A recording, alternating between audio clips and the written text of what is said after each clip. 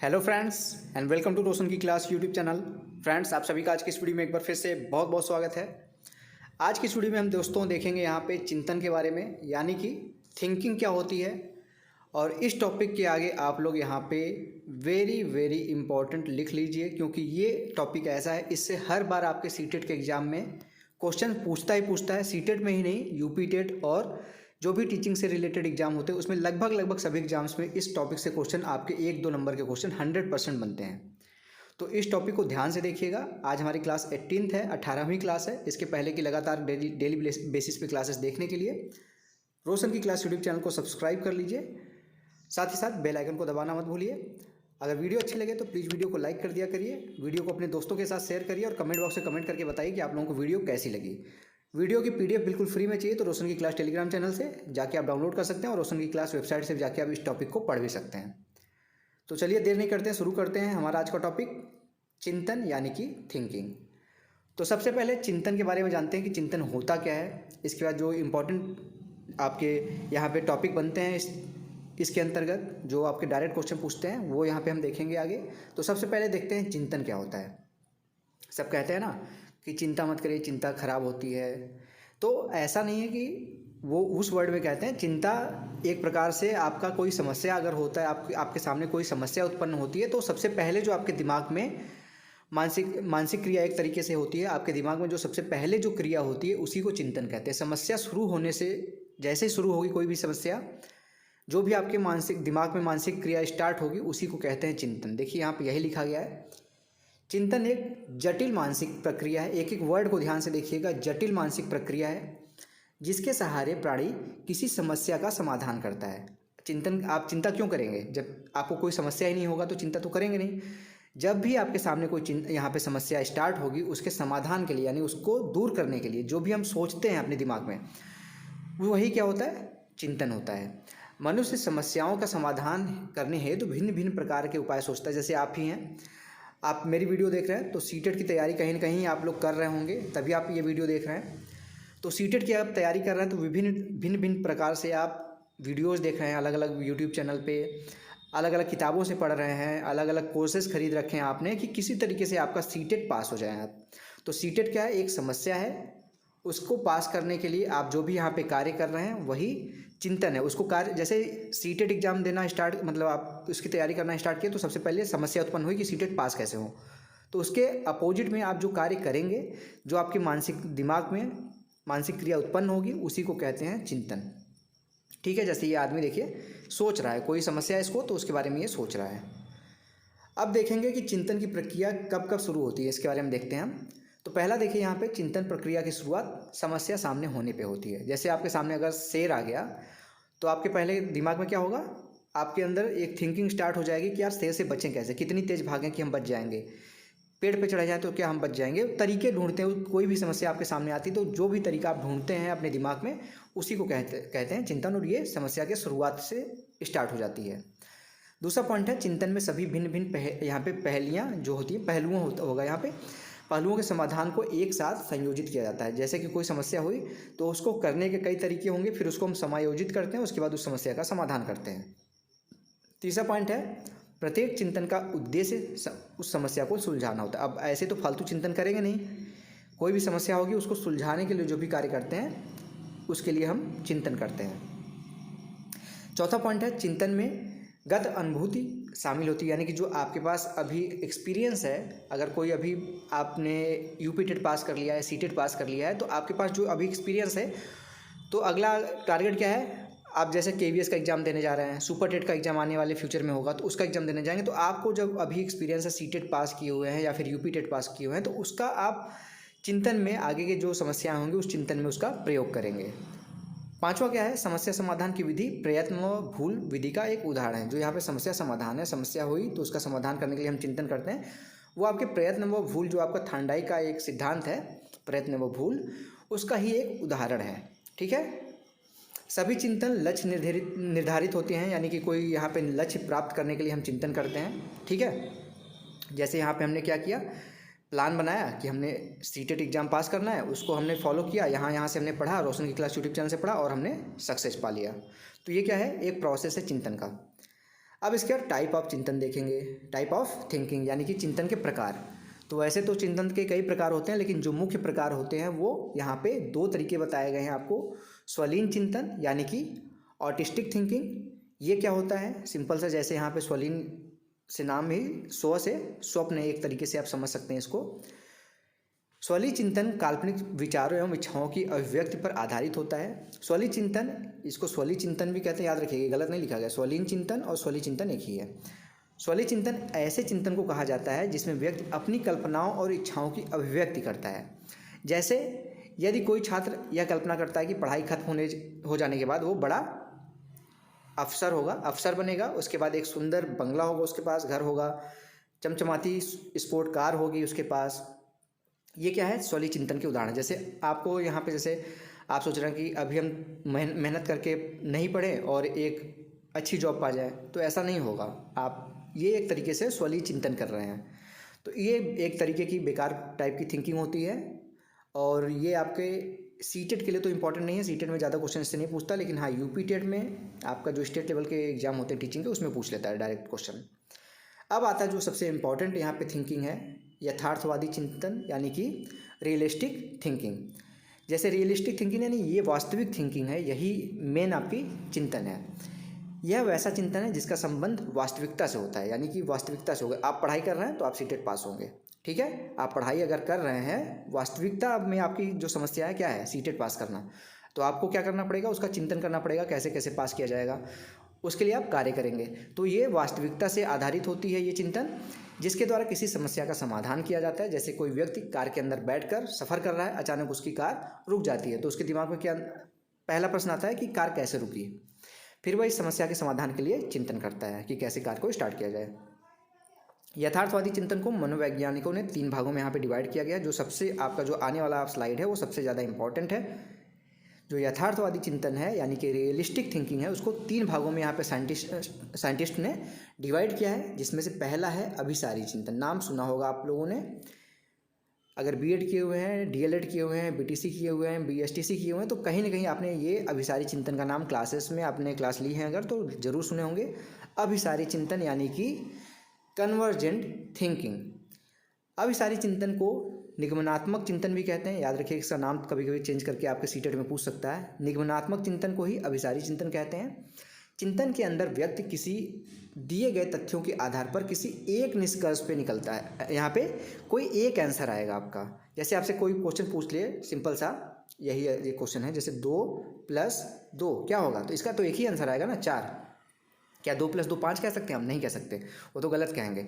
लेकिन इसका जो रियलिस्टिक आपका जो यहाँ पे आंसर आएगा वो एक आएगा, एक समस्या का समाधान जो होगा वो एक निष्कर्ष निकलेगा। जैसे आपसे कोई पूछ लेता है कि उत्तर प्रदेश की राजधानी क्या है, तो आप उत्तर प्रदेश की राजधानी तुरंत बोलेंगे लखनऊ। क्या आप आगरा बोल सकते हैं? नहीं बोल सकते। इसका आंसर क्या आएगा, रियलिस्टिक यहाँ पे अभिसारी चिंतन में जो भी समस्या होगी उसका जो समाधान आएगा वो एक आएगा, याद रखिएगा, अभिसारी एक, ठीक। और इसी को क्या कहते हैं हम, बंद अंत वाला, क्लोज एंड। क्लोज एंड किसको कहते हैं, जिसमें हमारा आंसर सिर्फ एक आए, ठीक है। यहाँ पे आपको क्लोज एंड और ओपन एंड भी मैं आपको बता दे रहा हूँ साथ ही साथ। तो यहाँ पे अभिसारी चिंतन जिसमें एक आएगा आपका निष्कर्ष, एक ही आंसर आएगा, एक से ज़्यादा आंसर नहीं आएगा, उसको कहते हैं अभिसारी चिंतन यानी कि कन्वर्जेंट थिंकिंग। अब दूसरा है अपसारी चिंतन। इसको भी मैं ट्रिक बताऊंगा आपको याद करने के लिए, जिससे आपको कन्फ्यूजन न हो एग्जाम में। अपसारी चिंतन यानी कि यहाँ पे है डाइवर्जेंट थिंकिंग। आप इंग्लिश नाम से आपको यहाँ पे मैं ट्रिक बताता हूँ। आप कभी जा रहे होंगे रास्ते पे, वहाँ पे लिखा रहता है डाइवर्जेंट, जैसे सड़क बन रही है तो यहाँ पे डाइवर्जेंट लिख दिया जाता है, और आपको जो इस सड़क से जाना चाह रहा है तो वहाँ से ना जाके दूसरे सड़क से जाते हैं, तो यहाँ पे लिख देते हैं समस्या के लिए खेद है ना। सड़क कहीं पे कंस्ट्रक्शन चल रहा होता है तो वहाँ पे सामने लिख देते हैं इस तरीके से कि समस्या के लिए खेद है, और यहाँ पे डाइवर्जेंट का बोर्ड लगा देते हैं पीले कलर का। आप उस रास्ते को छोड़ के दूसरा रास्ता पकड़ लेते हैं। उसी से यहाँ पे अपसारी चिंतन को आप समझिए। जब अपसारी समझ जाएंगे तो अभिसारी भी समझ जाएंगे आप। ऐसा चिंतन जिसमें हम किसी भी विषय वस्तु के बारे में भिन्न भिन्न प्रकार से सोचते हैं, उसे हम अपसारी चिंतन कहते हैं, यानी कि डाइवर्जेंट थिंकिंग कहते हैं। एक सरल शब्द में कहा जाए तो अपसारी जो चिंतन होता है, ऐसे चिंतन होता है जिसमें व्यक्ति एक ही समस्या के समाधान के लिए भिन्न भिन्न विधियों का प्रयोग करते हैं। ये एक open and question open and वाला यहाँ पे चिंतन होता है, थिंकिंग होती है। मुक्त अंत वाला, इसमें कोई समस्या का एक ही आंसर नहीं होगा, एक से ज़्यादा आंसर होंगे। जैसे आपसे पूछ लिया जाए कि आपको 6 लाना है, 6 नंबर आपको लाना है किसी भी दो संख्याओं को जोड़ के, तो आप क्या करेंगे 1 + 5 कर देंगे, तुरंत आपका 6 आ जाएगा। लेकिन क्या 6 इसी तरीके से आ सकता है, किन्हीं दो संख्याओं को जोड़ने पर ऐसे भी आ सकता है। 2 + 4 करेंगे तो भी आपका 6 आएगा, 3 + 3 करेंगे तो भी आपका 6 आएगा। तो यहाँ पे क्या है, एक चीज़ आंसर तो आपको यही लाना था, लेकिन इसको लाने के तरीके अलग अलग थे। ठीक है, तो इसको कहते हैं अपसारी चिंतन, यानी कि डाइवर्जेंट थिंकिंग। मुक्त अंत वाला ये होता है चिंतन। अब आपका तीसरे प्रकार का है आलोचनात्मक चिंतन। आलोचनात्मक चिंतन में देखेंगे तो यहाँ पे इसके नाम से ही समझ में आ रहा है, इवेल्युएटिव थिंकिंग, यानी कि इवेल्युएशन करते हैं। इसमें हम किसी चीज़ को यहाँ पे हम पहले उसको सही गलत के तर्क पे यहाँ पे हम उसको तौलते हैं, फिर उस जो निर्णय लेना होता है चिंतन का, उस तरीके से हम चिंतन करते हैं। यहाँ पे देखिए लिखा गया है, आलोचनात्मक चिंतन में गुण दोष को देखते हुए किसी बात को स्वीकार किया जाता है, अर्थात किसी वस्तु या तथ्य की सच्चाई को स्वीकार करने से पहले उसके गुण दोष को पूरी तरह से परख लेना चाहिए, लेना होता है। आलोचनात्मक चिंतन के जैसे उदाहरण यहाँ पे हम देते हैं। यहाँ पे हमारे समाज के अंदर कुछ व्यक्ति तो ऐसे होते हैं जो किसी भी प्रकार को बिना सोचे समझे स्वीकार कर लेते हैं, तब यह कहा जाता है कि उनमें आलोचनात्मक चिंतन का यहाँ पे पावर ही नहीं है। जैसे आप अभी प्रेजेंट टाइम में सिनेरियो देखेंगे आप, तो आप जैसे जिस भी कास्ट के आप हैं, उस कास्ट की अगर कोई पार्टी है तो आप आंख बंद करके उस पार्टी को सपोर्ट करते हैं, उसकी अच्छाइयों को, उसकी बुराइयों को, सब को आप दरकिनार कर देते हैं, सिर्फ आप आंख बंद करके उस पार्टी को फॉलो करते हैं। तो इस प्रकार के लोगों में क्या होता है, आलोचनात्मक, अपने चीज़ का आलोचना करने की क्षमता नहीं उसके अंदर, आलोचनात्मक चिंतन की उसके अंदर पावर है ही नहीं। ठीक है, तो आलोचनात्मक चिंतन जो होती है, इवेल्युएटिव थिंकिंग जो होती है, उसमें हम पहले उस चीज़ की समस्या का गुण देखते हैं, दोष देखते हैं, उसके बाद हम जो चिंतन करते हैं उसको कहते हैं आलोचनात्मक चिंतन। अब हमारा जो चिंतन के कुछ सामान्य यहाँ पे तीन तो साइंटिफिक तरीके से हमारे यहाँ पे प्रकार बताए गए थे, लेकिन कुछ अन्य भी प्रकार है, उसको भी यहाँ पे जल्दी जल्दी देख लेते हैं। उतना इंपॉर्टेंट नहीं है, फिर भी यहाँ पे हमको आना चाहिए अगर हम अच्छे नंबर की तैयारी कर रहे हैं तो यहाँ पे कुछ सामान्य प्रकार हैं, जिसमें प्रत्यक्षात्मक चिंतन होता है, प्रत्ययात्मक चिंतन होता है, कल्पनात्मक चिंतन होता है और तार्किक चिंतन होता है। नाम जैसे उनका उसी तरीके से यहाँ पे उसका परिभाषा भी है। प्रत्यक्षात्मक चिंतन में जैसा यहाँ पे देखिए नाम से ही समझ में आ रहा, प्रत्यक्ष जो हमारे सामने है। प्रत्यक्ष मतलब क्या होता है, हमारे सामने कोई भौतिक, जैसे आपके सामने क्या है, अभी मोबाइल होगा या लैपटॉप होगा, कंप्यूटर होगा, कहीं ना कहीं तो आप ये वीडियो देख रहे हैं, तो जो आपके सामने है उसके वजह से, जैसे आपकी मोबाइल आपके हाथ में है, अभी वो चलते चलते रुक जाए तो क्या है, ये आपके प्रत्यक्ष, आपके सामने कोई समस्या हुई है, तो ये समस्या है, इसको कहते हैं प्रत्यक्षात्मक चिंतन। जब ये समस्या उत्पन्न होगी तो हमारे अंदर ये प्रत्यक्षात्मक चिंतन स्टार्ट हो जाएगा। ठीक है, ये भौतिक वातावरण में उपस्थित होते हैं, जैसे आपके भौतिक वातावरण में आपका मोबाइल आपके पास एग्जाम्पल के रूप में है। दूसरा है यहाँ पे प्रत्यात्मक चिंतन, यह थोड़ा उच्च प्रकार का चिंतन है, इस भौतिक वाले से उच्च प्रकार का है आपका ये प्रत्यात्मक। जो भौतिक वाला सबसे निम्न प्रकार का चिंतन होता है। ठीक है, यह थोड़ा उच्च प्रकार का चिंतन है, इसमें बालक में प्रत्यय का निर्माण बनना शुरू हो जाता है। अभी आपको प्रत्यय का भी मतलब मैं आपको बताऊंगा। प्रत्यय का निर्माण बनना शुरू हो जाता है, तब वह चिंतन करता है। पहले उसके दिमाग में प्रत्यय बनता है, यानी कि कोई भी इमेजिनेशन करता है वो ना, इमेजिनेशन करता है, फिर उसके बारे में वो चिंतन करता है। बालक में जितना ज़्यादा प्रत्यय बनेगा वो उतना ज़्यादा उसके बारे में चिंतन कर सकेगा। प्रत्यय से यहाँ पे देखिए यहाँ से बताया गया, किसी भी प्रकार की छवि बनने से, किसी की आपके अंदर छवि बन गई, अच्छा है वो बंदा, किसी के लिए छवि बन गई वो गंदा टीचर है, इसलिए ऐसा ही आपके जब बनाएंगे आप अपने अंदर प्रत्यय, तो उसके बारे में थिंकिंग करेंगे। बच्चा जानवर और वस्तुओं आदि को देखकर उसका चित्र अपने दिमाग में बनाना सीख जाता है, इस आधार पर चिंतन शुरू कर देता है वो।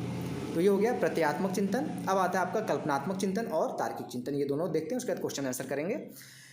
यहाँ पे कल्पनात्मक चिंतन में देखिए, इसमें वस्तुओं को सामने ना होते हुए भी उसके बारे में सोचना, चिंतन करना कल्पना चिंतन कहलाता है। जैसे आप कल्पना कर रहे हैं कि हम चांद पे पहुंच गए, तो ये तो एक कल्पना ही कर सकते हैं ना, आप पहुंच तो सकते नहीं है ऐसे नॉर्मल तरीके से। तो ये जिस चीज़ के बारे में हम देख भी ना सकें, उस चीज़ को, उसके बारे में सिर्फ सोच सकें, उसके बारे में चिंतन करना हमारा कल्पनात्मक चिंतन होता है। ठीक है, इसमें बालक कल्पना करना सीख जाता है, अब वह वस्तुओं आदि के सामने ना होते हुए भी उसके बारे में चिंतन करना शुरू कर देता है।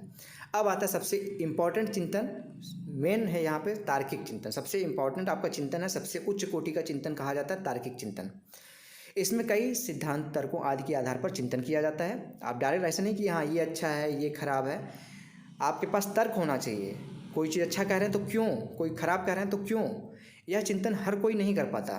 अब हर कोई आदमी अगर हम यहाँ पे बोल दें a+b² तो इसका फॉर्मूला तो सब नहीं बता पाएगा ना। जिसको आप यहाँ पे जो विद्वान होगा वही बता पाएगा, जो इस चीज़ को पढ़ा होगा। यह सर्वाधिक उच्च प्रकार का चिंतन होता है। बुद्धिजीवी अक्सर इसी प्रकार का चिंतन करते हैं। तो ये हो गया आपका पूरा का पूरा टॉपिक ख़त्म चिंतन का। अब इसके ऊपर आपका क्वेश्चन आंसर देखेंगे हम। आपको वीडियो अगर अच्छी लगी तो प्लीज़ वीडियो को लाइक करना मत भूलिएगा। आप लोगों के लिए इतना डिटेल में यहाँ पे वीडियोज़ बनाई जा रही हैं। तो यहाँ पे देखिए पहला प्रश्न है, निम्नलिखित में से कौन सा यथार्थवादी चिंतन का उदाहरण नहीं है। ऐसा क्वेश्चन मैं लेके जरूर आता हूँ नहीं वाला, क्योंकि सीटेट में हर बार आपको ये क्वेश्चन देखने को मिलते हैं नहीं वाला। तो निम्नलिखित में से कौन सा यथार्थवादी रियलिस्टिक थिंकिंग कौन सा नहीं है। तो रियलिस्टिक वही नहीं है जो यहाँ पे ऑथिस्टिक था, स्वालीन चिंतन जो था। बाकी तो अब सारी सार्वजनात्मक यहाँ पे सृजनात्मक और आलोचनात्मक जो इवेल्युएटिव थिंकिंग था वो सब आपका यहाँ पे रियलिस्टिक थिंकिंग में था।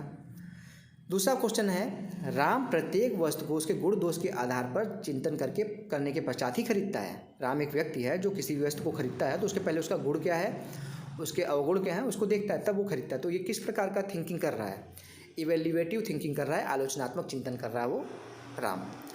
तीसरा है यहाँ पे प्रश्न, यदि राम से कहा जाए कि 10 में से 4 घटाने पर क्या उत्तर आएगा, तो इस समस्या समाधान को हल करने के लिए किस चिंतन का सहारा लेना पड़ेगा। उपयुक्त उदाहरण में कौन सा चिंतन निहित है। तो अब ये बताइए 10 में से आपको बोल दिया गया है कि 4 घटाने के लिए, तो अब क्या आंसर आएगा, 6 ही आएगा। इसका आंसर तो एक ही है।